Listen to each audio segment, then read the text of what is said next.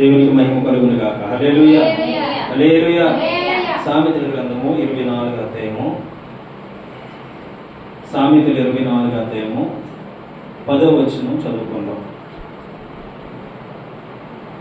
ఎవరైనా బైబిల్ తీసినట్టుంటే చదవండి. ఈరోజు దేవుడి మీతో స్పష్టంగా మాట్లాడుతూ ఉన్నాడు కాబట్టి చక్కగా దైవ లేఖనాల నుంచి మాటలు చూసుకుందాం. సామెతల గ్రంథం 24వ అధ్యాయం 10వ వచనం నేను చదువుతాను. అందరూ బైబిల్ తెరిచి చూడండి. శ్రమ దినమున నీవు కృంగిని ఎడల నీవు చేతకాని వాడవద్దు. చావుకైనను పట్టబడిన వారిని నీవు తప్పించుము. నాశనమందు పడుటకు జోగుచున్న వారిని నీవు రక్షించుము. హల్లెలూయా హల్లెలూయా హల్లెలూయా. ఇక్కడ బైబిల్ సెలవిస్తూ ఉంది, సొలొమోను భక్తుడు చెప్తూ ఉన్నాడు, శ్రమ దినమున నీవు కృంగిని ఎడల ఏమవుతుందంట? చేతకాని వాడు. నేను చెప్తున్నా, బైబిల్ చెప్తున్నా. ఈరోజు మనం చెప్పుకోబోయే అంశం ఏంటంటే శ్రమ. శ్రమలో ఎవరు పడతారు, ఎందుకు పడతారు, శ్రమ అసలు ఎందుకు వస్తుంది అనేటువంటి విషయాలు చూసుకొని మనం ముగించుకుందాం. ఇవన్నీ ప్రార్థనా పూర్వకంగా మేము ఇంటికి ప్రిపేర్ అయ్యి వచ్చినటువంటి విషయాలు మీతో మాట్లాడడం జరుగుతూ ఉంది. కాబట్టి చక్కగా మనం దైవ లేఖనాలలో వచ్చి వింటూ దేవుని నామాన్ని మహిమపడతాం. హల్లెలూయా. ఇక్కడ సామెతలో మనకి 24వ అధ్యాయం 10వ వచనం చెప్తూ ఉంది, శ్రమ దినమున నీవు కృంగిని ఎడల ఏమవుతామంట? చేతకాని వాడు అవుతావు. అసలు శ్రమలన్నీ ఎందుకు వస్తాయి అంటే, నేను అంటాను, ఏమంటానంటే శ్రమ ఎందుకు వస్తుందంటే దేవుని మాట వినకపోవడం వల్ల ఫస్ట్. రెండోది సేవకుని మాట వినకపోవడం వల్ల. మూడోది తల్లిదండ్రుల మాటలు వినకపోవడం వల్ల. అవునా? కరెక్టేనా కదా? నేనేం రాంగ్ చెప్పాను? కరెక్టే కదా? ఈ తల్లిదండ్రుల్ని సేవకులు పక్కన పెడితే ఇప్పుడు దేవుని మాట దగ్గరికి వద్దాం. దేవుని మాట ఉన్నది ఉన్నట్టుగా చెప్పినప్పుడు దాన్ని మనం ఏం చేయాలంటే పాటించాలి. పాటిస్తే దేవుడు చెప్పినట్టు మనం వింటే మనం శ్రమకు గురి కాము. మనం పాటించకపోవడం వల్ల ఏమవుతుందని మన మీదకి శ్రమ వస్తుంది, కష్టం వస్తుంది, బాధ వస్తుంది, ఇబ్బందులు పడతాం, నిందలు మోస్తాం, అవమానాలు మోస్తాం, ప్రెజర్స్ ఎదుర్కొంటాం, బుర్ర నొప్పి వస్తుంది. ఎన్ని ఉంటాయో, ఎన్ని ఆటంకాలు, ఎన్ని ఒత్తిళ్ళు, ఎన్ని ఇబ్బందులు, ఎన్ని ఇరుకులు, శోధనలు. ఎందుకంటే యేసయ్య మాట వింటే ఇవన్నీ తప్పించుకోవాలి. అదే విధంగా చెప్తాను నేను. ఒకరోజు నాకు దర్శనం వచ్చింది. శ్రమలు నన్ను తరుముకుంటా వస్తూ ఉన్నాయి. మీకు అర్థమయ్యే రీతిలో ఈ మధ్యాహ్నం బోధించబోతున్నాను. మీరు స్పష్టంగా వినండి. మీకు ఈ అవసరమని నాకు తెలుసు, అందుకే దేవునితో ఇవి రాయించాం. ఒక మార్గం గుండా వెళ్ళిపోతూ ఉన్నా. నా మార్గం ఏంటంటే యేసయ్యని వెతకడం, యేసయ్యని కనుగొనడం, యేసయ్యని 10 మందికి పరిచయం చేయడం నా మార్గం. నా కుటుంబం కొరకు కానీ, నా యొక్క బంధువుల కొరకు కానీ, స్నేహితుల కొరకు కానీ, నేను ఉండడానికి ఇల్లు కొరకు కానీ, మరింక దేని కొరకు నా ప్రయాస కాదు. కానీ నా ప్రయాస ఏంటంటే ప్రభువుని అనేకులకి పరిచయం చేయాలి. హల్లెలూయా. అది నా ఉద్దేశం. ఆ ఉద్దేశాన్ని బట్టి నేను ఏం చేస్తానంటే బైబిల్ పట్టుకొని వెళ్ళిపోతాను. ఈ బైబిల్ పట్టుకొని వెళ్ళిపోయినప్పుడు ఎన్నో ఆటంకాలు, ఎన్ని ఇబ్బందులు, ఎన్ని శోధనలు ఎదుర్కొని వెళ్తా ఉన్నాను. ఎన్నో నా సేవా జీవితంలో ఎన్నో యాక్సిడెంట్లు జరిగాయి. నేను బైబిల్ పట్టుకొని వెళ్తూ ఉంటే నేను అవన్నీ చెప్పడానికి టైం సరిపోదు. కానీ చాలా ఇరుకుల్లో పడ్డాను. కొన్ని యాక్సిడెంట్లు అయ్యాయి. కొన్నిసార్లు అయితే కాళ్ళు ఇరిగిపోయే పరిస్థితులు కూడా ఏర్పడ్డాయి. కానీ ఎప్పుడు మనకి ఫ్యాక్షన్ అంటే ఏం లేదు. దేవుని స్తోత్రం. హల్లెలూయా. రోజు నేను ఛత్తీస్గఢ్ మీటింగ్స్కి వెళ్తూ ఉన్నాను. ఛత్తీస్గఢ్ మీటింగ్ వెళ్తుంటే ప్రభు మాతో ఒకటి చెప్పాడు. ఏంటంటే బలమైన దురాత్మ ఉన్న ప్లేస్ కి మిమ్మల్ని పంపిస్తాను నేను. హల్లెలూయా. బలమైనటువంటి దురాత్మ ఉన్న ప్లేస్ కి మిమ్మల్ని పంపిస్తున్నాను నేను. మీరు చాలా జాగ్రత్తగా ప్రార్థనా పూర్వకంగా ఉండాలని చెప్పండి. ఆమె హల్లెలూయా. సరే, దేవుడు చెప్పినప్పుడు మనం ఎలా ఉండాలి? ఎలర్ట్గా ఉండాలి. ఎలర్ట్గా ఉండాలి లేదు? సరే, ఎలర్ట్గా ఉన్నాం. కానీ అక్కడ ఇంచుమించు 150 కిలోమీటర్లు బైక్ మీద ప్రయాణించాలి రైల్వే స్టేషన్ నుంచి. అర్థం చేసుకో, 150 కిలోమీటర్లు ప్రయాణించాలని చెప్పేసి మేము ఏం చేసామంటే, ఆ బండి తోలేటువంటి కుర్రలు రాకపోతే నేను ఒక బండి తోలాను బైక్, మా పాస్టర్ గారు ఒక బండి తోలారు, మా ఆత్మీయ తండ్రి గారు. ఆయన వెనకాల కూర్చున్నారు. ఆయన మమ్మల్ని తీసుకెళ్లే సేవకులు ముందు నడుపుతూ ఉన్నారు. వెళ్ళిపోతున్నాం, దాదాపు దరిదాపుల్లోకి వెళ్ళిపోయాం. వాళ్ళు ఫోన్ మీద ఫోన్ చేస్తున్నారు, అయ్యా ఇక్కడ ఆల్రెడీ మేము ప్రారంభించాం పాటలు, మేము ఆల్రెడీ ప్రారంభించిన ఆల్రెడీ 10 పాటల దాకా పాడాము, మీ కొరకు ఎదురు చూస్తున్నాం అయ్యా, రండి తొందరగా అని చెప్పేసి అంటే మేము అంటున్నాం దగ్గరికి వచ్చాము, పర్వాలేదు వచ్చేస్తాము, ఒక 5 నిమిషాలు, ఇంకా 5 నిమిషాలు లేదా 10 నిమిషాల్లో చేరిపోయేటువంటి అవకాశం ఉంటుంది. అంటే ఏం జరిగిందో ఏంటో తెలియదు, కానీ మేము జాగ్రత్తగా అవుతున్నాం. నాకు ఈ మాట జ్ఞాపకం ఉంది. ఏ జ్ఞాపకం అంటే, దేవుడు చెప్పాడు, బలమైన దురాత్మల ప్రదేశానికి వెళ్తూ ఉన్నాం, మనం జాగ్రత్తగా ఉండాలి. హల్లెలూయా. ఈ మాట నాకు జ్ఞాపకం ఉంది. ఆ తర్వాత వెళ్తూ ఉంటే సడన్ గా ఒక ఆవు అడ్డు వచ్చేసింది. ఒక ఆవు రోడ్డు మీదకి వచ్చి అది వెళ్ళిపోతే మేము వెళ్ళిపోదు, దాటిద్దాం. అది అలా వచ్చి నిలబడిపోయింది. నిలబడిపోయేసరికి నా ముందు తోలినటువంటి పాస్టర్ గారు సడన్ గా బ్రేక్ కొట్టాడు.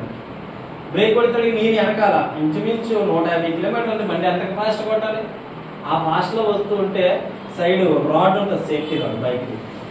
ఆ రాడ్కి నా ఫుట్ పైన వచ్చి నా కాలు గీకేసుకొని మొత్తం తొక్క మొత్తం లేచిపోయింది. నా వెనకాల కూర్చున్న పాస్టర్ గారికి ఏమొచ్చి ఈ ముడుగు మీద ఇది తగిలేసి ఇరిగిపోయింది అనుకున్నాను. ఆ 2 బండ్లు మా బళ్ళే, వేరే బళ్ళు కాదు, మా బళ్ళు ఢీకొని మొత్తం నలుగురు పడిపోయాము. నలుగురు పడిపోయినప్పుడు అది అర్థం కాకుండా సంగతి నాకు తెలియదు. వాళ్ళు లేపుతున్నా నేను వెళ్ళి వినాలి జాగ్రత్త. వాళ్ళు లేపి పదంగా హాస్పిటల్కి వెళ్తున్నాను. అప్పుడు ఆడంటున్నారు, మాకు ఏం తగ్గలేదు, నీకే తగిలింది చూసుకో అంటున్నారు. అప్పుడు ఎలా చూస్తే ఇదంతా చీరేసింది అన్నమాట. చీరేసిన తర్వాత అక్కడ జరిగిన ఫస్ట్ ఇంకా ఎంట్రన్స్ మేము వెళ్ళేది, కానీ చీరేసిన తర్వాత తిన్నగా అక్కడికి వెళ్ళాం. మీటింగ్లు అలాగే నిలబడ్డాం, వాక్యం చెప్పాం. దేవుడు అద్భుతమైన మిరాకిల్స్ చేశాడు. అక్కడ దేవుడు అనేకమైన దయ్యాలతో మాట్లాడించాడు, అద్భుతమైన మిరాకిల్స్ చేశాడు. అక్కడ నుంచి మేము ఆ 6 రోజులు కూడా అదే నెప్పుతో భరించి సేవ చేశాను. హల్లెలూయా, హల్లెలూయా. అదే నెప్పుతో ఉన్నా. ఇంటికాడ కూడా ఒక ఫోన్ చేయలేదు, భయపడతారని. అప్పుడు వచ్చే ముందు అప్పుడు ఫోన్ చేసి చెప్పాను, కారు కొంచెం బాగాలేదు, నేను వస్తున్నానని చెప్పి. ఏదో యాక్సిడెంట్ అయిపోయింది, ఏదో అయిపోయింది అంటారు. కానీ ఏమీ అవ్వకుండా దేవుడు కృప చూపాడు. కానీ దయ్యాలు ఏం చెప్పాడు తెలుసా? అవి చేయించింది మేమే కదా, అవి చేయించింది మేమే కదా, అందుకే నువ్వు రాకుండా ఉండడానికి. నువ్వు రాకూడదు, నువ్వు వస్తే మేము తట్టుకోలేము, అందుకే మీరు రాకుండా ఉండడానికి యాక్సిడెంట్. హల్లెలూయా, హల్లెలూయా. దేవుడు ఎంత గొప్పడు అంటే, నీకు శ్రమ కలగకుండా దేవుడు దాని నుంచి తప్పిస్తాడు. ఆమె నీకు కష్టం రాకుండా దేవుడు దాని నుంచి తప్పిస్తాడు. నేను అసలు అక్కడ యాక్సిడెంట్ అయిన తర్వాత నేనేం చేయాలి? అక్కడ నుంచి బయలుదేరి వచ్చేయాలి. అవునా కదా? శ్రమ వచ్చింది కదా అని చెప్పేసి దేవుని యొక్క మాట వినకుండా నేను వెనక్కి వస్తే దానికి నేను లెక్క అప్పగించుకోవాల్సిన పరిస్థితి ఏర్పడుతుంది. హల్లెలూయా. అందుకే ఇక్కడ వాక్యం చెబుతుంది, శ్రమ దినమున నీవు కృంగిపోతే నువ్వేమవుతావు తెలుసా? చేతగాని వాడివి, అంటే దద్దమ్మవే. ఇంకా దానికి చెప్పాలి, శ్రమ వచ్చిందనో, కష్టం వచ్చిందనో, బాధ వచ్చిందనో, ఇంట్లో జరుగుబాటు అవ్వలేదనో, ఇంట్లో ధనం లేదనో, డబ్బు లేదనో, మరి ఇక లేదేదనో, మనశ్శాంతి లేదనో, ఇంకా లేదేమో, ఇంకా ఫ్యామిలీతో ఇబ్బందులనో, కుటుంబంతో ఇబ్బందులనో, సోదరులనో, కష్టాలనో, మరి ఇంకేదో ఉందనో, నువ్వు దేవుడిని కనుక వదిలిస్తే ఏమవుతుందో తెలుసా? శపించబడతావు. మొదట నీ గృహము, నీ కుమారుడు, నీ కుమార్తెలు, నీ భార్య, నీవు మొత్తం అందరూ ఏమేం చేయబడతారంటే శపించబడతారు. కృంగిపోతే నువ్వు చేతగాని వాడివి అంతే. నీవు దేవుని కొరకు నిలబడితే అద్భుతం చూస్తావు. ఎలాగో దేవుని పనిలోని ఇలాంటి ఎదురైనప్పుడు కృంగిపోతే అంత శాపం పడు. అంటే శాపం అంటే దేవుడేం పెట్టాడు, గుర్తుపెట్టుకోవాలి నా మాట. దేవుడేం పెట్టాడు. నువ్వు దేవుని విడిచిపెడితే చాలు సాతానుగా పెడతాడంటే. అర్థమవుతుంది కదా? హల్లెలూయా. అయితే నాకు ఆ దర్శనంలోని ఇది జరిగింది చెప్పాను. ఇప్పుడు దర్శనం దగ్గరికి వెళ్తున్నాను. ఆ దర్శనంలోని నేను ఒక మార్గం కూడా వెళ్ళిపోతూ ఉన్నాను. వెళ్ళిపోతున్న నా మార్గంలో నన్ను అనేకమైన దురాత్మలు, అనేకమైన పులులు, సింహాలు, ఇవన్నీ దేనికి చూసినంటే దురాత్మలు చూసాను. ఇవన్నీ నా మీదకి వస్తూ ఉన్నాయి. నేను మార్గం గుండా అడవిలో సాగిపోతా ఉన్నాను. నా జీవితం దర్శనంలో చెప్తున్నా సాగిపోతున్న నాకు ఆ జీవితంలో నా ముందు ఒక వ్యక్తి నడుస్తూ ఉన్నాడు. హల్లెలూయా చెప్పండి. హల్లెలూయా. నా ముందు ఒక వైట్ వస్త్రాలు వేసుకున్న ఒక వ్యక్తి నడుస్తూ ఉన్నాడు. నడుస్తూను అవి నా మీదకి వస్తుంటే ఆయన ఏం చేస్తున్నాడో తెలుసా? అట్లా ఇలా పట్టుకొని ఇలా పారేస్తున్నాడు. ఇటువైపు వచ్చినట్లు ఇలా పట్టుకొని ఇలా పారేస్తున్నాడు. నువ్వు ముందుకు నడిచేలు నేనున్నా నీతో. హల్లెలూయా. ముందుకు నడిచేలు నేనున్నా నీతో. నేనున్నా నీతో, నువ్వు ముందుకు నడిచేలు, ఏ సమస్య వచ్చింది నేను చూసుకుంటా అని చెప్పి ఆయన నా ముందు నడుస్తూ నాకు అడ్డంగా వచ్చిన అంటే అవి ఇలాగ తరుముతూ ఉంటే ప్రభుని చూసి కొన్ని పరిగెత్తిపోతున్నాయి, ఆయన చూసి కొన్ని భయపడిపోయి పారిపోతున్నాయి, కొన్ని గట్టి ఏం చేస్తున్నానంటే అక్కడ నిలబడిపోయి రా నీకోసం చూస్తున్నానంటే నేనంటున్నాను నేను వస్తున్నాను, నేనేమంటున్నాను వస్తున్నా అని అక్కడికి వెళ్ళేసరికి మాడిపోతున్నాయి అన్నమాట. అందులో ఒక బలమైన దురాత్మని క్లారిటీ కల్లారగా చూసిన దురాత్మని అదేమంటుందంటే రా ఎన్నో రోజుల నుంచి నీ కోసం నేను వెయిట్ చేస్తున్నా, నువ్వు ఎప్పుడు దొరుకుతావని నేను వెయిటింగ్ లో ఉన్నా, రా నా మీదకి అని చెప్తూ అంటే నేను అంటున్నాను వస్తున్నా, దగ్గరే ఉండు, నువ్వు అక్కడే ఉండు, నువ్వు కదిలిపోతే బాగోదు నేను చెప్తున్నా దర్శనంలో. అప్పుడు తిన్నగా వెళ్ళాను. నన్ను చూసి నాలో ఉన్నటువంటి కృప, దేవుడు నాకు ఇచ్చినటువంటి ఆ కృపని నేనేం చేసుకున్నానంటే నేను చూస్తా ఉన్నాను. అప్పుడు ఆయన అంటున్నాడు నేను ఉన్నానుగా, హల్లెలూయా, నేను ఉన్నానుగా, నేను చూసుకున్నాను అని చెప్పి ఆ దురాత్మని ఇలా పట్టుకునేసరికి ఏమైపోయింది, అయిపోయింది. హల్లెలూయా. నా ఎదురు ఏదేదో వస్తుందో ఆ ఇట్ల నుంచి నన్ను తప్పించుకొని వెళ్ళిపోతాను. సమస్యల, కష్టాల, బాధల, ఇబ్బందుల, ఇరుకుల, ఫ్యామిలీయా, లేదంటే గొడవల, అల్లర్ల ఏమున్నా యేసయ్య నీ ముందుంటే ఇవన్నీ ఏమైపోతాయి తెలుసా, పారిపోతాయి. హల్లెలూయా. యేసయ్య నీతో ఉండడానికి ఇష్టపడాలి. ఈ శ్రమ ఎందుకు వస్తుందంటే దేవుని మాట వినక, దేవుని మాట ప్రకారం జీవించాలి, దేవుని మాట ప్రకారం బ్రతకాలి. దేవుని మాట అయితే కొంతమంది వింటారు, కొంతమంది ఏం చేస్తారంటే వింటారు కానీ వినలేనట్టు ఉంటారు, వింటారు కానీ వినలేనట్టు ఉంటారు. దేవుడు ముందుగా మాట్లాడతాడు, నువ్వు పలానా దగ్గరికి వెళ్తే పలానా సమస్య ఎదుర్కొంటావు, పలానా దగ్గరికి వెళ్తే పలానా బాధను ఎదుర్కొంటావు, పలానా దగ్గరికి వెళ్తే పలానా ఇబ్బందులు పడతావు అని దేవుడు చెప్తాడు. కానీ నువ్వేమంటావు తెలుసా దేవుడితో, అయ్యా మీరు చెప్పారు కరెక్టే, ఎవరిని అడుగుతా ఈ మాట తెలుసా, దేవుడిని అడుగుతా, అయ్యా నీవు చెప్పావు నాకు కరెక్టే, నేను అక్కడికి వెళ్ళకపోతే అవ్వదే, నేను అక్కడికి వెళ్ళకపోతే అవ్వదే, అక్కడికి వెళ్ళకపోతే జరగదే, నేనే వెళ్ళకపోతే నన్ను అందరూ అసహించుకుంటారే అని నీ అంతలో నీవే అక్కడ మాటలతో పోట కడతావు. అప్పుడు దేవుడు అంటాడు సరే నీ ఇష్టం, నీ ఇష్టం. దేవుడు ఎప్పుడు ఎవరిని బలవంతం చేసే దేవుడు కాదు, గుర్తుపెట్టుకో. సరే నీ ఇష్టం, వెళ్తావు.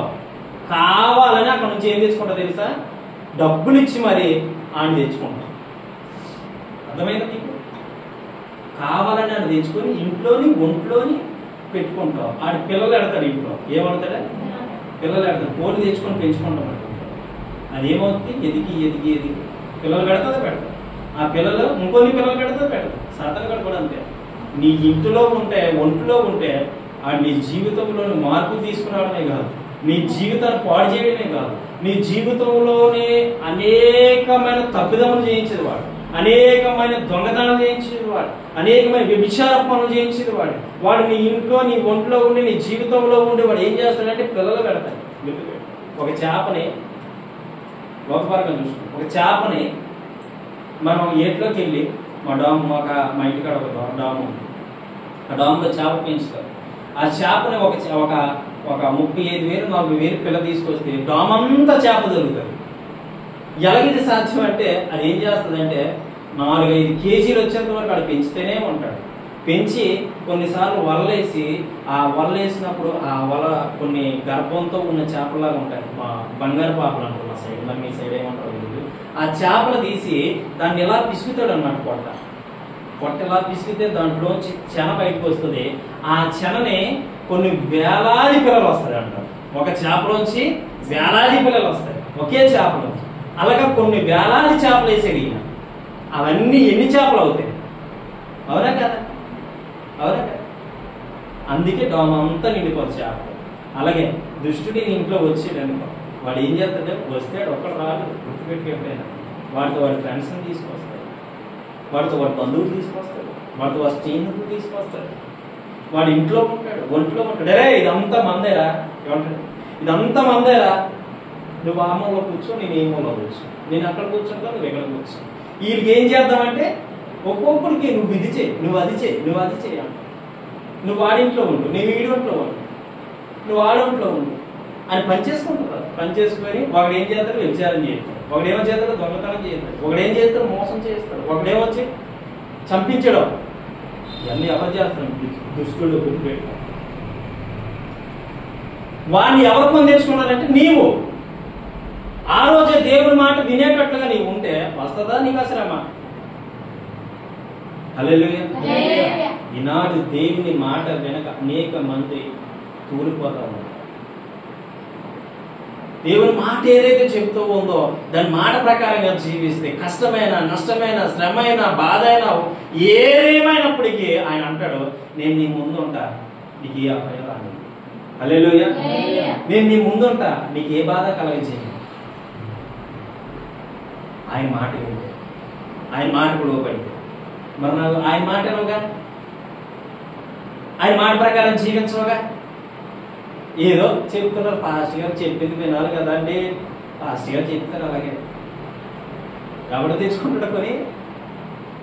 నేను ఎప్పుడు మీరు బాగోదని కోరుకుంటాను ఎప్పటికీ. కానీ మీరు ఆ మాట ఇలా చెయ్యి, అది బాగుంటుంది అనేటప్పుడు దాని నిమిషం కూడా ఆలస్యం చేయకుండా స్టార్ట్ చేయి. దాన్ని కేర్ఫుల్గా తీసుకో, అది నా మంచి వరకని తీసుకో.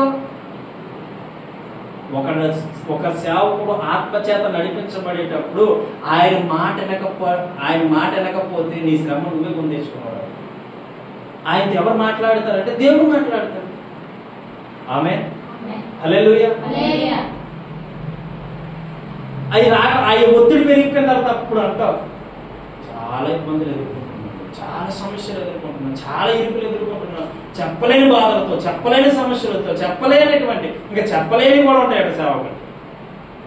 ఆ సమస్యలతో కొట్టుమిట్లాడుతూ ఏం చెయ్యాలో తెలియని పరిస్థితి. ఆ పరిస్థితిలో ఇంకా చెప్పి దేవుడు కూడా పెట్టాడు. అప్పుడు నీ బాధ ఏమైతే తెలుసా? మరణంగా మారిపోవాలి. అవునా కదా? ఇది వాస్తవం కదా అనా? ఎంతో మందికి చెప్పుకోవాలనుకుంటావు, ఎంతో మందికి నీ బాధని, సమస్యని చెప్పుకోవాలనుకుంటావు. ఆ చెప్పుకున్నప్పుడు దేవుడు కూడా పక్కన పెడతాడు, ఎందుకంటే నువ్వు దేవుడి మాట వినలేదు కాబట్టి. అప్పుడు దేవుడు అంటాడు, ఈ మాట నేను లక్ష్య పెట్టను. ఆ తర్వాత నువ్వు ఎవరితో చెప్పుకోవాలి తెలియక ఏ ట్రైన్కి ఎంతో, ఏ బస్సుకి ఎంతో, ఏ లారీకి ఎంతో, ఏ విషయం తాగేసో, ఏ పురుగుల మంది తాగేసో సస్తావు. ఎందుకో తెలుసా? ఆడ అలా ప్రేరేపిస్తాడు నేను, ఆడ అలా ఇబ్బంది పెడతాడు నేను. దేవుడు ఎప్పుడు ఎవరిని అన్యాయం చేసే దేవుడు కాదు, ఎవరిని నిందించే దేవుడు కాదు. నీ కష్టం చెప్పుకోవాలంటే ఒక మనిషి ఉండాలిగా, నీ బాధ చెప్పుకోవాలంటే ఒక మనిషి ఉండాలిగా.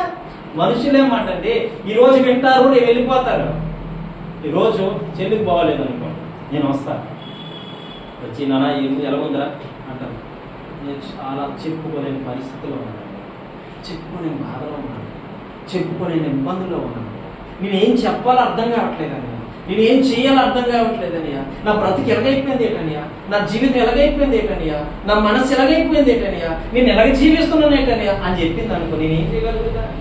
రేనా దేవుడి మాట వినకపోవడం అన్నా సరే ఆ టైంలో నీకు అర్థం కాదు. కోపంగా ఉన్నోడికి ఏదని చెప్పి వింటాడు, వింటాడు. కానీ ఫస్ట్ చెప్పినప్పుడు ఎంతో శాంతంగా చక్కగా నోటులోని చిన్నపిల్లకి ముద్ద పెట్టినట్టు చెబుతూ ఉంటాడు దైవజనుడు. అప్పుడు నేను వింటే ఎంత బాగుంటుంది నేను జీవితాన్ని. ఎంత మేలుకరంగా ఉన్నాం. ఆ తర్వాత ఏం చేయాలో తెలియక బ్రతుకు మీద విరక్తి పుట్టి, మనిషి మీద విరక్తి పుట్టి, జీవితం మీద విరక్తి పుట్టి, నేను ఈ బ్రతుకు ఎందుకు, నాకు ఈ బ్రతుకు, నేను ఎవరి కోసం బ్రతకాలి, దేనికోసం జీవించాలి అని చెప్పి నీ అంత నువ్వే నీ మనసుని గాయపరిచేసుకో, నీ అంత నీవే నీ యొక్క జీవితాన్ని గాయపరిచేసుకోండి. ఎవరికి చెప్పాలో తెలియలేని పరిస్థితుల్లో కొట్టుమిట్లు ఆడుతూ జీవిస్తూ నరక యాతన అనుభవిస్తావు. అంతవరకు తెచ్చుకోవడం ఎందుకు అని నేను అంటాను. నీకు దేవుడు ఏదైతే చెప్తున్నాడు దాన్ని అప్పుడు నీకు శ్రమ రాకుండా ఉంటుంది, అప్పుడు నీకు ఇబ్బంది రాకుండా ఉంటుంది, అప్పుడు నీ బలమైన శక్తితో నింపబడతావు, బలమైన ఆత్మతో నింపబడతావు. ఎప్పుడైతే నీ స్థితి దిగజారిపోతుందో, ఎప్పుడైతే నీకు జీవితము పడిపోతూ ఉందో, ఎప్పుడైతే నీ జీవితము ఇంకా అగాధంలో మునిగిపోతుంది అనుకుంటున్నావో అప్పుడు ప్రభుత్వం ఎక్కువ గడుపు నీకు శ్రమ నుంచి తప్పించుకోండి, కష్టం నుంచి తప్పించుకోండి, ఇబ్బందుల నుంచి తప్పించుకోండి. నాకంటూ కోరిక లేవా, నాకంటూ ఆశ లేదా, ఉంది. కానీ ప్రభు కొరకు దాన్ని ఏం చేసుకుంటున్నా తెలుసా, ఎంత ప్రభుత్వం గడపాలని ఆశపడుతున్నాను. రాత్రి ప్రార్థన చేసుకుంటున్నాను, ప్రభు నీకు చెప్పినట్టు ఇంకా నాలో ఏమని ఉంటే నన్ను సరిచే, నా బ్రతుకుని సరిచే. నేను చూడాలి, దేన్ని చూడాలంటే నీ నామాన్ని గణపరచడానికి మాత్రమే నేను ఉన్నాను. నన్ను ఎలా వాడుకుంటారో వాడుకో. నాకు శ్రమ వచ్చింది, నేను బాధ వచ్చింది, నేను ఎప్పుడు నిన్ను నేను ఏది అడగాలి. ఇప్పటికీ నా ప్రభు నీకు దివ్వు ప్రభు నేను ఎప్పుడు అడగాను. రాని ప్రభు శ్రమలు, కానీ దాన్ని తీర్చుకునే శక్తి నాకు దయచేయి అని అడుగుతాను ఎప్పుడు కూడా ప్రభు. ఎన్ని శ్రమలు వచ్చినా నేను దాన్ని తట్టుకునే నిలబడే కృప నాకు ఇవ్వు, కానీ దాన్ని తీర్చుకునే సామర్థ్యతను కూడా శక్తి నాకు దయచేయి అని అడుగుతా తప్ప ఇది నాలోంచి తొలగించు, నాలోంచి తీసే ప్రభు లేదు. తీసేయమంటానికి నేనేమన్నా? ఆమె హల్లెలూయా. నువ్వు దేవుని మాట వినకపోవడం వల్ల ఈ కష్టము నీకు ఏర్పడింది, ఈ సమస్య నీకు ఏర్పడింది. ఇశ్రాయేలు ప్రజలు మనం చూసుకుంటే, ఇశ్రాయేలు ప్రజల దగ్గరికి వెళ్ళి దేవుడు అనేకమైన అద్భుతాలు చేశాడు, అనేకమైన కార్యాలు చేశాడు. వాళ్ళకి ఏది కావాలంటే అది దేవుడు ఇచ్చాడు. మోషేను ముందు పెట్టి మోషే అరణ్యంలో నడుస్తూ ఉంటే మోషేతో చెప్తాడు, ఆ బండ దగ్గరికి వెళ్ళి మాట్లాడండి, ఆ బండలోంచి నీళ్ళు వస్తాయని చెప్పంగానే, ఆ మోషేతో చెప్పంగానే మోషేని ఇశ్రాయేలు ప్రజలు నడిపించే మోషే బండ దగ్గరికి వెళ్ళి కొట్టంగానే నీళ్ళు వస్తాయి, తాగుతారు. ఆహారం లేదంటే ఆహారం వస్తాయి. ఏది కావాలంటే ఆ నిర్గమకాండము, లేవ్యకాండం, సంఖ్యాకాండం, ద్వితీయోపదేశ కాండము, ఈ ఆది కాండం, ఈ 4 కాండాల్లో ఉంటాయి మోషే కోసం. మీరు చదవండి వీలైతే. అందులో ఏంటో తెలుసా, ఎన్ని అద్భుతాలు చేస్తాడో దేవుడు, ఎన్ని మిరాకిల్ చేస్తాడు. ఎందుకు చేస్తాడో తెలుసా, ఇప్పటికైనా నా ప్రజలు తెలుసుకుంటారు. ఆమె కానీ వారు ఒక్కరు కూడా తెలుసుకోలేకపోయారు. ఊరికినే వారి ప్రాణాలు వారే కోల్పోయారు. 8 లేదా 11 దినాలు కనాను దేశంలో చేరవలసిన ఈ ప్రజలు ఏమైపోయారు? దేవుని మాట వినకపోవడం వల్ల ఏమైపోయారు తెలుసా? శపించబడ్డారు, శాపగలితంగా మారిపోయారు, చచ్చిపోయారు. ఎడారిలో ఏమైపోయారు? చచ్చిపోయారు. ఎవ్వరూ చేరలే. యోషువ, కాలేబు మాత్రమే చేయరు. కానీ ఇశ్రాయేలు ప్రజలతో దేవుడు ఏమని చెప్పాడు తెలుసా? మీరు 11 రోజులు కనాను దేశంలో నేను నిన్ను నడిపిస్తాను. ఆమె మరి ఎందుకు వెళ్ళలేకపోయారంటే వారి సొంతంగా ఆలోచించుకున్నారు, వాళ్ళు సొంతంగా మనసు పెట్టారు దాని మీద. నేను ఇది చేస్తే బాగుంటది, నేను ఎలా జీవిస్తే బాగుంటది, నేను ఎలా నడుచుకుంటే బాగుంటది అని చెప్పి వారి మనసును వారు ఆధారం చేసుకోవడం వల్ల ఏమైందో తెలుసా? ఊరికి పోయారు శ్రమలో. అప్పుడు దేవుడు కూడా ఏం చేశాడు? నడిపిస్తానని దేవుడే తప్పించలేకపోయాడు. ఎందుకు తప్పించలేకపోయాడు తెలుసా? వారి జీవితాలు వారి ఇష్టానుసారం జీవించారు. ఏ రోజైనా దేవుని మాట వింటే ఇంతవరకు నీ బ్రతుకు రాదు, అసలు ఇంతవరకు నీ జీవితం రాదు. అసలు ఎందుకు ఇంత శక్తికరంగా జీవిస్తున్నావు? అసలు జరగకపోవడం ఏంటి? క్రైస్తవుడికి జరగకపోవడం ఏంటి? ఏమి అద్భుతాలు చూడాలో తెలుసా? నా దేవుడు నాతో ఉన్నాడు. ఆమేన్. నా దేవుడు నాతో ఉన్నాడు, నేను రుజువుపరచగలను, నేను ప్రార్థిస్తే నాకు వస్తుంది అనే విశ్వాసంతో నీకు ఉండాలి, అనే నమ్మకంతో నీకు ఉండాలి. అప్పుడు శ్రమ ఏంటో నీకు తెలియదు. అసలు శ్రమ ఎలా ఉంటుందో కూడా నువ్వు రుచి చూడలేవు, అసలు బాధ ఎలా ఉంటుందో కూడా నువ్వు అనుభవించలేవు, శ్రమ ఏ విధంగా వస్తుందో నువ్వు చూడలేవు అసలు. అటువంటి విధంగా మారిపోద్ది దేవుడితో కాదు. నీకు ఎప్పుడైతే శ్రమ మీద వస్తుందని తెలుస్తుందో అప్పుడు నువ్వేం చేయాలో తెలుసా, ఒక సమర్పణ అన్నట్టు ఒక గట్టి పట్టేసుకోవాలి, గట్టి పట్టేసుకోవాలి, ఒక సమర్పణలోకి వెళ్ళిపోవాలి. అప్పుడు నీ జీవితం ఎలాగుండిపోతుందంటే అన్ని చంపేసుకొని నా కొరకు నా కుమారుడు వేచి ఉన్నాడు, నేను తన దగ్గరికి వెళ్ళాలి అనే ఆశ ఆలోచన ప్రభుకు రాదా? ఆమె హల్లెలూయా. ఎవరికి వస్తాయి శ్రమలు అంటే దేవుని మాట విన్నాను వాళ్ళకి వస్తాయి. ఇంకెవరికి వస్తాయి తెలుసా? చూడండి ఇంకెవరికి వస్తాయి శ్రమ. యెషయా గ్రంథం 40 అధ్యాయం 30 వచనం 31 వచనం. యెషయా గ్రంథము 40 అధ్యాయము 30-31. బాలురు సొమ్మశీలుదురు అలయుదురు, యవనస్తులు తప్పక తొట్టిల్లుదురు. యెహోవా కొరకు ఎదురు చూచువారు నూతన బలమును పొందుదురు. వారు పక్షిరాజు వలె రెక్కలు చాపి పైకెగుదురు. అలయక పరిగెత్తుదురు, సొమ్మశీలక నడిచిపోదురు. హల్లెలూయా హల్లెలూయా. ఇక్కడ దేవుడు ఏం చెప్తున్నాడు చూడండి. ఎవరైనా తొట్టిల్లుతారు ఎవరు చూడండి. అక్కడ 40 అధ్యాయము 30 వచనం. యవనస్తులు తప్పక తొట్టిల్లుతారు. ఎవరు తొట్టిల్లుతారట? తప్పక అన్నాడు అంటే ఏంటి అర్థం? భయంకరమైన జీవితం, భయంకరమైనటువంటి స్థితి ఏంటంటే యవనం.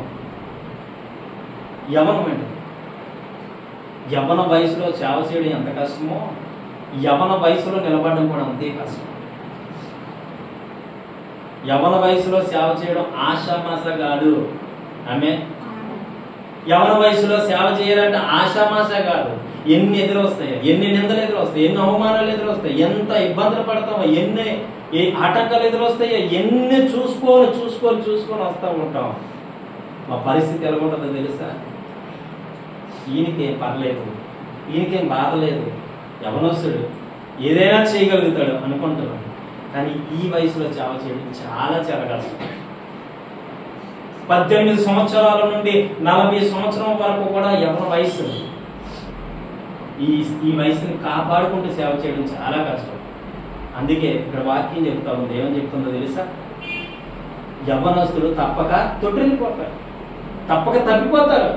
ఆమె హల్లెలూయా. వాక్యమే చెప్తుంది. యవ్వన వయసు చాలా భయంకరమైనది. ఆ భయంకరమైన వయసులో మనం ఉన్నాం కాబట్టి నువ్వు ఎవరి మీద ఆధారపడి ఉండాలంటే దేవుని మీద ఆధారపడి ఉండాలి. కింద చూడండి 31 వచనం. యెహోవా కొరకు ఎదురు చూచువారు నూతన బలము పొందుతారు. ఆమె నీ బలము నీ శక్తి సరిపోదు యవన వయసులో సేవ చేయాలంటే. నీ బలము నీ శక్తి సరిపోదు యవన వయసులో సేవ చేయాలంటే. యెహోవా నూతన బలం నీలో ఉండాలి. ఆమె యెహోవా కొరకు ఎదురు చూచువారు నూతన బలం పొందుతారు. హల్లెలూయా. నూతన బలం పొందుతారు. అందరు పైకెత్తాలి, తల పైకెత్తారు.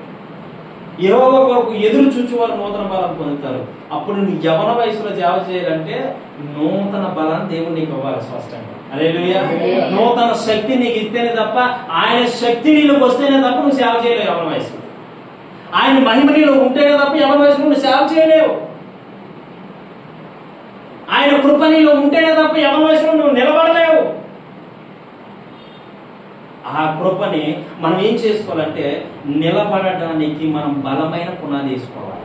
ఆమె బలమైన పునాది వేసుకోవాలి. పునాది గట్టిగా ఉందంటే దాని మీద ఆటోమేటిక్ గోడలు గట్టిగా ఉంటాయి. ఎంత స్లాబ్ వేసినా ఇంకో 2 స్లాబ్ వేసినా నిలబడుతుంది. ఆమె పునాది నీకు గట్టిగా ఉండాలి అంటే దేవుని యొక్క బలమును పొందుకోవాలి, దేవుని యొక్క కృపను పొందుకోవాలి, దేవుని యొక్క మహిమను పొందుకోవాలి. దేవుని యొక్క ఆశ్రయించే వారు నరుడు బ్రతుకుతాడని వాక్యం సెలవిస్తావు. నామోషం యెహోవాను ఆశ్రయించే వారు బ్రతుకుతారు. ఆమె నీ పునాదిని ఏం చేసుకోవాలి? గట్టిగా నుంచుకోవాలి. ఆ కింద చూడండి, మళ్ళీ చెప్తున్నాను. వారు పక్షిరాజు వలె రెక్కలు చాపి పైకి ఎగురుదురు, అలయక అలయక పరిగెత్తుదురు, సొమ్మశిల్లక నడిచిపోవదురు. ఆమె హల్లెలూయా. పక్షి రాజు వలె, పక్షిని ఎందుకు పోల్చాడంటే అది ఎప్పుడు కూడా ఎప్పుడైతే ముసలైపోతుందో అది ఏం చేస్తుందో తెలుసా, ఒక ఎత్తైన కొండ మీద పోతుంది, ఒక ఎత్తైన పర్వతం మీద పోయి తన ముక్కుతో ఆ ఏకలంకిని కూడా పొడిచి తీసేస్తుంది. మొత్తం గుండె అయిపోద్ది, మొత్తం గుండె అయిపోద్ది. మళ్ళీ ఆ గుండె అయిపోయి ఆ ముసలితనాన్నంతా తనే తీసేసుకొని మళ్ళీ కొత్తగా ఏమవుతుందో తెలుసా, మళ్ళీ ఫలించేటువంటి కొమ్మగా తయారైపోతుంది. హల్లెలూయా. మళ్ళీ ఆ వెంట్రుకలు వస్తే అప్పుడు మళ్ళీ ఏం చేస్తా తెలుసా, దాంతో ఎగురుతూ వేటనే వేటాడుతూ ఉంటారు. హల్లెలూయా. అంటే పక్షిని ఎందుకు పోల్చేది తెలుసు, దానికి ఉన్న బలము నువ్వు పొందుకోవాలి. ఆమె నువ్వు ఎప్పుడు ముసలోడిగా, ఆమె నువ్వు ఎప్పుడు యవనస్తుడిలా ఉండాలి. కింగ్. హల్లెలూయా. మన రాజు కింగ్, మన ఎవరైనా ప్రవీణ్ కుమార్ అంటారు, మన రాజు కింగ్, మనం కూడా కింగ్. హల్లెలూయా. ఆయన గొప్పది. ఆయన మనతో ఉంటే, ఆయన బలం నువ్వు పొందుకుంటే చాలు, నువ్వు కింగ్లే తయారైపోతావు. నువ్వు అలసిపోలేవు, పరిగెత్తితే దేవుని పనిలో అలసిపోలేవు. దేవుని పనిలోని అనలేవు ఎప్పుడు కూడా. ఎందుకంటే ఆయన బలం నువ్వు పొందుకుంటావు. యవన వయసులో నీ సేవ ఎలా ఉండదు తెలుసా, ఇది భారంగా ఫీల్ అయిపోకూడదు. ఆమె ఈ సేవను భారంగా ఫీల్ అయిపోకూడదు, ఇది బాధ్యతగా ఫీల్ అవ్వదు. ఇది నాకు ప్రభు అప్పగించిన బాధ్యత, ఇది ప్రభు నాకు ఇచ్చినటువంటి ఒక కృప, ఇది ప్రభు దేవదూతలకు లేనటువంటి యోగ్యత నాకు కలుగు చేశాడు అనేటువంటి జ్ఞానము కలిగి నువ్వు సేవ చేయాలి. ఆమె అప్పుడు ఏమవుతుందో తెలుసా, ఆయన బలాన్ని ఇస్తాడు. లేకపోతే నువ్వు తొట్టిల్లిపోతావు, నువ్వు పడిపోతావు. ఎంతలో పడిపోతావంటే శ్రమలో, కష్టంలో, ఇబ్బందులు పడిపోతావు. ఇంకో మాట చూడండి, కొరింథీ పత్రిక, మొదటి కొరింథీ పత్రిక 10:13 వస్తుంది. సరే,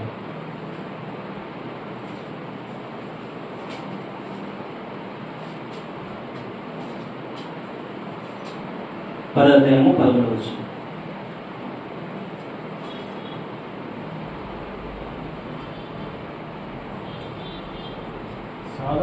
సాధారణముగా మనుషులకు కలుగు శోధన తప్ప మరి ఏది మీరు సంభవింపలేదు.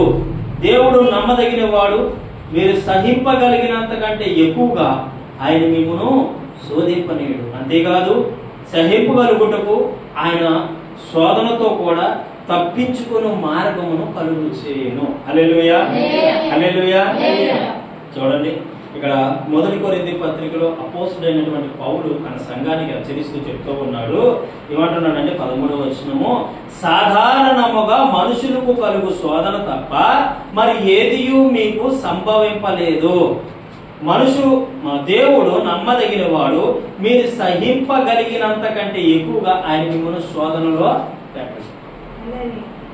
కానీ నువ్వేమనుకుంటావు తెలుసా, ఈ భారాన్ని మొయ్యలేకపోతున్నాను ప్రభువా, ఈ భారం నాలో వచ్చి తీసే ప్రభువా, ఎందుకు ప్రభు ఇంత భారాన్ని నాకు ఇచ్చేసావు అంటే ఆయన ఏం చెప్తున్నాడు తెలుసా, నువ్వు మోయలేనంత భారం ఆయన నీకు పెట్టలేదని ఆయన చెప్తుంటే నువ్వేమంటున్నావు, ఇదే మోయలేకపోతున్నాను, ఇదే మోయలేకపోతున్నాను ప్రభు, ఇంత భారాన్ని ఎందుకు పెట్టేసావు ప్రభు.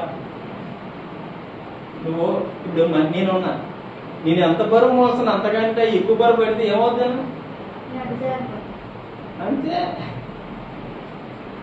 ఎవరికి తగ్గ బరువు వాళ్ళు మొయ్యగలుగుతారు. అలాగే నువ్వు ఎంత శ్రమ అయితే మోస్తావో, ఎంత కష్టమైతే మోస్తావో అంతే పెడతాడు తప్ప అతికి మించి దేవుడు నీకు ఎప్పుడు పెట్టడు. ఆమె అది దేవుడి నుంచి వచ్చే శ్రమ. నిన్ను నువ్వుగా తెప్పించుకుంటా చూసావా, అప్పుడు అను నేను మొయ్యలేకపోతున్నాను ప్రభు. అసలు ఎంట్లకి మూల కారణం ఏంటంటే నీవే. అదేంటి నన్ను అంటున్నారు, నీ మందిరానికి వస్తున్నాను, పాట పాడుతున్నాను, ప్రార్థన చేస్తున్నాను, ఇంటికి కూడా గడుపుతున్నాను అనొచ్చు. కానీ ఎవరైతే బలంగా ప్రార్థన చేస్తాడో వాడే శోధనలో పడతాడు. ఎవరైతే ప్రార్థన చేసే అనుభవం వారిలో ఉంటుందో వారే శోధనలోకి వెళ్ళబడతారు. పరీక్షలు ఇవన్నీ ఎగ్జామ్స్, ఇవన్నీ జాబ్ రావడానికి ఎగ్జామ్స్. ఈ జాబ్ వచ్చేంత వరకు ఈ ఎగ్జామ్స్ తప్పదు. హల్లెలూయా. ఈ ఎగ్జామ్స్ అన్ని రాసి అప్పుడు జాబ్ లో జాయిన్ అయితే నీకు తిరిగిలేదు. ఆమె చెప్పండి. ఆమె ఈ ఎగ్జామ్స్ రాయాలబ్బా. ఏమనుకుంటున్నారు యేసయ్య అంటే, ఈ పరీక్షలో లేకపోతే ఎక్కడి నుంచి నువ్వు తూలిపోతాయేమో ఎవరికి తెలుసు. ఒకవేళ చూడండి 10th పాస్ అవ్వకపోతే వాళ్ళకి వాళ్ళే చదువు చాలు కానీ కదా డిగ్రీ పనికిరా. 10th పాస్ అవ్వకపోసరికి అరే ఇంకోసారి ప్రయత్నించరా అని చెప్పే తల్లి ఉందా ఈ రోజుల్లో? అప్పుడు పాస్ అవ్వలే, మళ్ళీ ఇంకోసారి ప్రయత్నించరా అని చెప్పే తండ్రి ఉన్నాడు ఈ రోజుల్లో? లేదు. చాలే కానీ చదివి గారికి కొత్త ఎక్కడికి నేను బండి తోస్తున్నాను కదా, నువ్వు తోద్దు కదా. అందుకనే ఈ రోజు ప్రయోజకులు అవ్వలేకపోతున్నారు చాలా మంది. కానీ అదే సమయంలో నువ్వు కుమార్తెనైనా ప్రోత్సహించి చదవ. ఎన్నిసార్లు నువ్వు పాస్ అయ్యేంత వరకు కూడా ఏసాను గారు ఒక స్థాయికి వెళ్ళడానికి ఆయన ఏమో గొప్ప చదివి చదివాడు అనుకున్నారా? 6 సార్లు పాస్ పోయింది.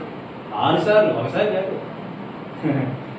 కానీ 6-7 భాషలో టక్క టక్క టక్క నిల్చొని మాట్లాడతాడు. ఎలాగిచ్చాడు? దేవుడిచ్చాడు జ్ఞానం. దేవుడిచ్చాడండి. ఏమనుకుంటున్నారు యేసయ్య అంటే? గొప్ప దేవుడే. హల్లెలూయా. ఏదైనా చేయగలడు. కానీ ఈ పరీక్షలు ఎందుకు వస్తున్నాయంటే, ఈ శ్రమలు ఎందుకు వస్తున్నాయంటే, ఈ బాధలు ఎందుకు వస్తున్నాయంటే, ఏమో నువ్వు నిలబడతావో లేకపోతే కూలి పనికి వెళ్తానుకో ఎవరికి తెలుసు? ఎవరికి తెలుసు? 10 సంవత్సరాల పరీక్షలో పట్టాడు దేవుడు నన్ను. 10 సంవత్సరాలు పడి లేచి దేవుని కొరకు పరిగెత్తి, దేవుని కొరకు అలిసిపోయి, ఎన్నోసార్లు నిద్రలేని టైంలో, ఎన్నోసార్లు యాక్సిడెంట్లోంచి, ఎన్నో ఇబ్బందుల్లోంచి ఎదుర్కొని ఆ పరీక్షలంటూ నెగ్గాను కనుక ఈ రోజు సువార్తని స్పష్టంగా ప్రకటించే కృపనే దేవుడు నాకు ఇచ్చింది. ఆమె ఇప్పటికీ కూడా తప్పలేదు అనుకోండి. ఇవన్నీ నా ప్రభువు పెట్టిగా నేను కొనుక్కొని తెచ్చుకున్నాను. నా ప్రభు తీసేయాలంటే క్షణం పట్టదు.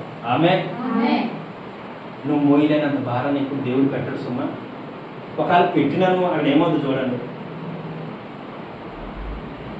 అక్కడ పెట్టినాను సంభవింపలేదు. దేవుడు నమ్మదగిన వాడు, మీరు సహింపగలిగినంతకంటే ఎక్కువ ఆయన మిమ్మను శోధింపబడనీయుడు. అంతేకాదు సహింపగలుగుటకు ఆయన శోధనతో కూడా తప్పించుకునే మార్గాన్ని చూపించే దేవుడు. హల్లెలూయా. హల్లెలూయా. ఒకవేళ దేవుడే పెట్టిన శోధన అయితే దాన్ని తప్పించుకునే మార్గం కూడా దేవుడే చూపించాడు. అదే దయ్యం పెట్టడమే తప్ప తీడి తెలియదండి. గుర్తుపెట్టుకో. సాతానుగాడికి దేవుడికి తేడా ఏంటంటే, సాతానుగాడు ఒకటే చేయగలడు, మన దేవుడు 2 చేయగలడు. ఆమె హల్లెలూయా. సాతానుగాడు శోధన పెడితే పెట్టడం తప్ప తీయడం తెలియడానికి ఆడు ఒక అజ్ఞాని. కానీ దేవుడు అలాగా జ్ఞాని, సర్వజ్ఞాని ఆయన. హల్లెలూయా. ప్రపంచానికే జ్ఞాని. ఆయన ఏం చేయలేడు తెలుసా? ఒక చిన్న చిన్న శోధనలు తెలుసుకుంటా పెట్టినా ఇగో ఇలా చేస్తే తప్పించబడతాంటే సింపుల్గా చేపిస్తాడు. ఇలా చెయ్యి తప్పించుకోవాలి, ఇలాగా నువ్వు చేస్తే తప్పించుకుంటావు అంతే. ఎలాగ పెడతాడో అలా తీసేస్తాడు కూడా ఆయన. ఆమె ఎంత గొప్ప దేవుని కలిగి ఉన్నారు. ఇప్పుడు చెప్పండి, శ్రమలు ఎవరు తెచ్చుకుంటున్నారు? శ్రమలు ఎవరికి కావాలి? మనకా? అసలు శ్రమలోకి వెళ్ళకూడదు. ఎందుకు వస్తుందంటే శ్రమ దేవుడి మాట వినకపోవడం వల్ల, దేవుడి మాట ప్రకారం జీవించకపోవడం వల్ల. ఒకవేళ శ్రమను చూసి నువ్వు బెదిరిపోయావంటే నువ్వు చేతగాని వాడివి అంతే. రానే ప్రభా ఏసు రక్తమే చేయం నేను అంటాను నా ఆవిడతో. రానే ఏసు రక్తమే చేయమంటే అలాగే అంటుంటుంది అన్నమాట. సరే, నేను ఇప్పుడు కూడా దేన్ని చూసి భయపడను. కొడతారు, తిడతారు, అవమానాలు ఎదుర్కోవాలి, నిందలు ఎదుర్కోవాలి, సమస్యలు ఎదుర్కోవాలి. ఒక్కోసారి కుక్క నీడ్చినట్టు తీర్చేస్తారు. ఏసై కొరకు ఇవన్నీ కూడా పెండ మీద చెత్తతో తీసిపాడాలి. ఏసై కావాలనుకుంది భరించాలి, సహించాలి. నింద, అవమానమా, హింస, కరువా, కటుకమా, ఏదేమైనా దేవుడు కావాలనుకుంటే ఇవన్నీ ఏం చేయలేవు తెలుసా? భరించాలి. ఆయన భరించలేదా నీ కొరకు? నీ పాపాలు తీసివేయడం కొరకు ఆయన సిలువలో వేలాడలేదా, రక్తాన్ని చిందించలేదా? పరిశుద్ధుడైన దేవుడు రక్తం చిందింపబడింది కాబట్టే నువ్వు హ్యాపీగా బ్రతుకుతూ ఉన్నావు, హ్యాపీగా జీవిస్తున్నావు. లేకపోతే ఈ జీవితం లేదు నీకు. సుమా, జ్ఞాపకం చేసుకో. ఆయన పరిశుద్ధ రక్తం చిందించబడింది కాబట్టి, ఆయన నీ కొరకు మరణించాడు కాబట్టి నువ్వు హ్యాపీగా బ్రతుకుతున్నావు ఈరోజు. ఒక్కోసారి ఏమీ లేని పరిస్థితులు ఏర్పడతాయి, తినడానికి తిండి లేని పరిస్థితి ఏర్పడుతుంది, కట్టుకోవడానికి బట్టలు లేని పరిస్థితి ఏర్పడుతుంది, కట్టుకోవడానికి కరెంటు బిల్లు కూడా డబ్బులు లేవు. ఒక ఆయన నాకు ఫోన్ చేసి రాజమండ్రి నుంచి అంటున్నాడు, ఒక ఆయన మాకు ఫోన్ చేసి అంటున్నాడు, అయ్యారు నాకు దాదాపు 3 కోట్ల ఆస్తుంది, 3 కోట్ల ఆస్తుంది. ఈ 3 కోట్ల ఆస్తిని ఏం చేసుకున్నాడు అంటే తెలుసా? ఈ 3 కోట్ల ఆస్తి నా భార్య పేరు మీద ఉంది. వారు ఏదో పెంచుకున్నారో ఉంచుకున్నారో ఏదో చెప్పాడు, బాగా చెప్పాడు కానీ నాకు జ్ఞాపకం లేదు. కానీ ఆస్తి మాత్రం తేడా చూస్తే ఈందే. కానీ ఈ ఒకప్పుడు ఏ స్థితిలో ఉన్నాడంటే సేవ చేసి చేసి చేసి ఆగిపోయాడు. ఎందుకు ఆగిపోయాడు అంటే, ఒకరి మీద కోపంతో సేవ చేయడానికి వెళ్ళాను, కానీ అద్భుతంగా దేవుడు నన్ను వాడుకున్నాడు. ఎవరి గురించో కోపంతో ఈ సేవ చేయడం మొదలుపెట్టాడు. ఏ సేవ? ఈ పరిశుద్ధ గ్రంథాన్ని అనేక చర్చల్లో బోధించడం. ఆయన మీద కోపంతో వెళ్తే దేవుని ఈయన వాడుకున్నాడు.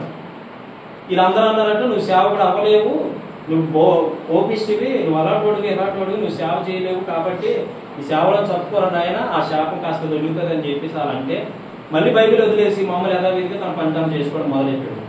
మొత్తం జీరోకి వచ్చేసాడు, రూపాయి లేదు, అడుక్కున్న పరిస్థితికి వచ్చేసాడు.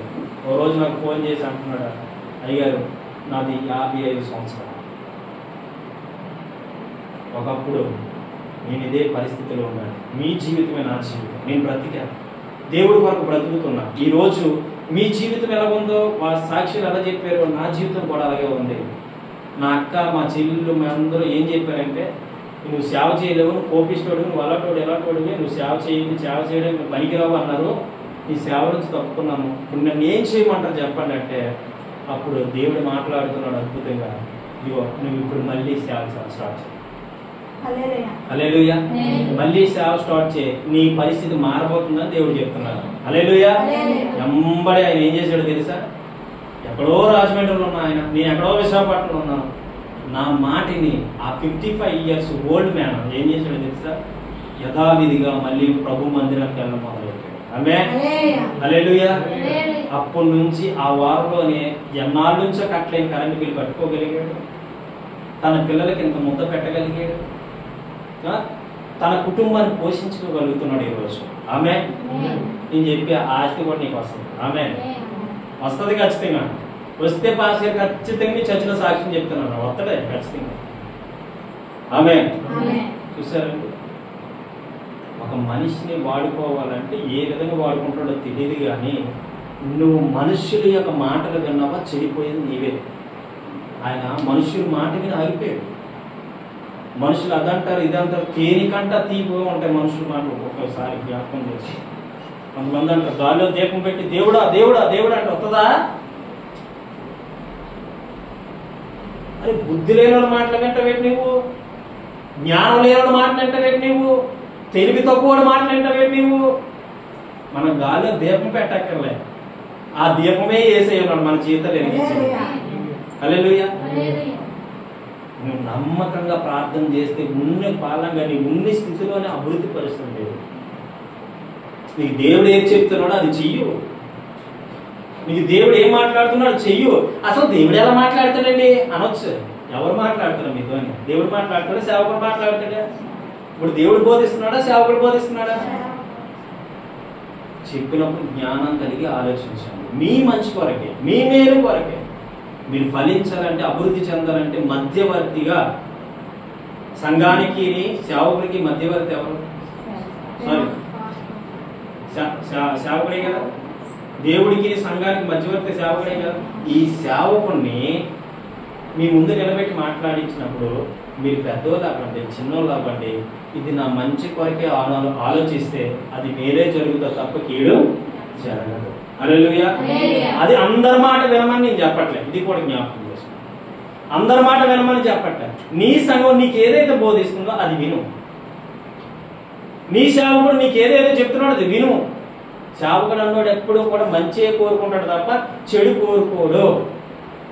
కొంతసార్లు మంచి కోరుకున్నా అది చెడుగానే లెక్కగా భావిస్తాడు. నీకే శ్రమ, నీకే కష్టం. ఇప్పుడు చెప్పండి, శ్రమలు ఎవరికి కారణం? మనం చేసుకున్న పొరపాట్ల, లేకపోతే దేవుడిచ్చిన శ్రమలు ఇవి? వాళ్ళు దేవుడు పెట్టినా దాని నుంచి తప్పించుకునే మార్గం దేవుడు చూపించుకోడు. నువ్వు మొయ్యలేనంత శ్రమను దేవుడే పెట్టడు. కానీ నువ్వు తెచ్చుకుని కొన్ని ఉన్నాయి కదా, అవునా? ఎవడు కొనుక్కుని బండికి ఆడే ఫైనాన్స్ పట్టుకోవాలన్నట్టు, ఎవడు కొని తెచ్చుకునేటువంటి శ్రమలు వాడే తీర్చుకోవాలి. అప్పుడు దాకా అంటాడు, ఎలా చేస్తావు చెయ్యి, నేను ఉన్నాను కానీ చూస్తా ఉంటాడు ఆయన. ఏమని అంటాడు? చెయ్యి, అలా చేస్తాను, నేను చెప్తాను. ఎవడు తెచ్చుకోమన్నా నిన్ను? దేవుడు మాట్లాడాడు ఇక, నువ్వు పలానా చోటుకి వెళ్ళొద్దు, నువ్వు అక్కడికి వెళ్ళొద్దు, నువ్వు ఎక్కడికి వెళ్ళొద్దు, ఇలా ఉండొద్దు, అలా ఉండొద్దు, నీ మనసు మార్చుకో, నీ జీవితం మార్చుకో, నీ బ్రతుకు మార్చుకో, నువ్వు ఎలా గడుపు, నువ్వు అలా ఉండు, నువ్వు ఎలా చెయ్యి, నువ్వు ఎలా తిను, ఎలా ఉండాలి. దేవుడు చెప్పినప్పుడు ఆ మాట వింటే ఏం తక్కువ వచ్చిందా? లేదండి, నేను ఎలా చేయాలనుకుంటున్నాను, మంచిదే చెడ్డ సార్ దేవుని అడగండి. ఆల్రెడీ దేవుడు చెప్తాడు. కానీ మళ్ళీ వీళ్ళు తెలివితేట ఉపయోగించి సేవకుని అంటారా, ఏమంటారు తెలుసా? ఇలాగ వెళ్దాం అనుకుంటున్నాను సార్, సేవకు ఫోన్ చేస్తే ఒక ఫోనే కదా, వెంటనే రింగ్ అయిపోతుంది నా ఫోన్.